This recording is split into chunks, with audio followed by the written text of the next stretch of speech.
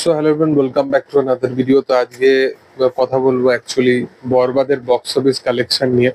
তো বেসিক্যালি সিনেমাটার box office collection wise মানে প্রচন্ডভাবে একটা আমি এক্সপেকটেশন রেখেছিলাম, এবং অডিয়েন্সও বিশালভাবে এক্সপেকটেশন রেখেছিল যে সিনেমাটা যেন 100 কারোর ক্লাবে যেন পৌঁছাতে পারে কিছু না কিছু ভাবে।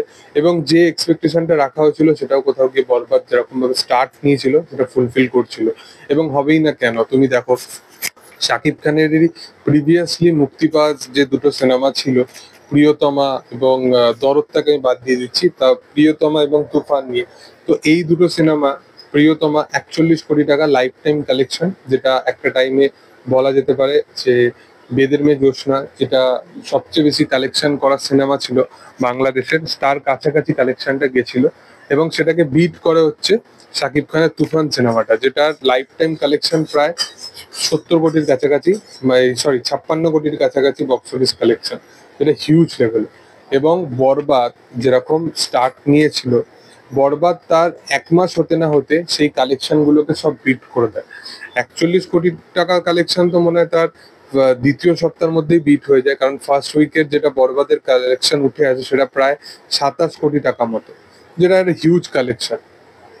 এবার মিডিল এই সিনেমাটা যখন 70 কোটির কাছাকাছি কালেকশন যায়, তারপর থেকে সিনেমার কালেকশনটা একটু ড্রপ দেখা যায়, এবং কালেকশনটা লাস্ট 2 উইকের মধ্যে 7-8 কোটি টাকা মতোই কালেকশন করতে পারে।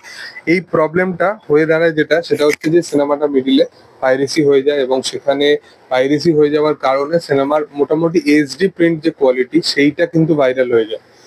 এইচডি প্রিন্ট কোয়ালিটি ভাইরাল হয়ে গেলে তুমি ভাবো যে একটা সিনেমা যেটা ওটিটি প্ল্যাটফর্মে যখন আসবে, সেই রাইটস টুকু সেইগুলো সমস্ত দিক থেকে কিন্তু একটা প্রবলেমেটিক সিচুয়েশনে পড়বে সিনেমাটা।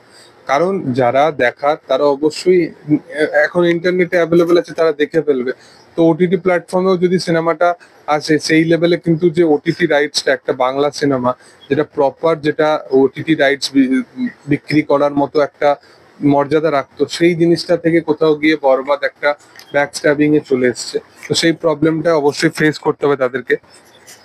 এবং এছাড়াও বলে রাখি যে এই সিনেমাটা পার্টিকুলারলি এখনো পর্যন্ত প্রায় 78 থেকে 79 কোটি টাকা মতো বক্স অফিস কালেকশন করে ফেলেছে। এখনো বলছি যে এই সিনেমাটা যদি আপকামিং দিনে প্রায় 90 কারোরের কাছাকাছি বা 85 to 90 কারোরের কাছাকাছি যদি বক্স অফিস কালেকশন ন্যাশনালি যদি করে ফেলতে পারে, তাহলে সিনেমাটা কিন্তু 100 কারোর ক্লাবে না যাওয়ার কিন্তু কোনো ব্যাপার নেই। এবং আলটিমেটলি তাণ্ডব সিনেমাটার ক্ষেত্রে যেন এই জিনিসগুলো না হয়, সেটা কিন্তু রায়ান রাফি বা তাদের টিমের তরফ থেকে কিন্তু পুরোপুরি এই জিনিসটা নিয়ে ভাবনা চিন্তা করতে হবে। কারণ এই জিনিসগুলো একটা বাংলা সিনেমার প্রতি যে কতটা ক্ষতি করতে পারে, সেটাই হচ্ছে সব থেকে বড় ফেস করতে হচ্ছে বড়রা। তো যাই হোক, তোমাদের কি বক্তব্য এই বিষয় নিয়ে সেটা অবশ্যই তোমরা কমেন্টে জানাতে পারো। ভিডিও ভালো লাগলে অবশ্যই লাইক শেয়ার সাবস্ক্রাইব করে দিও। Thank you all.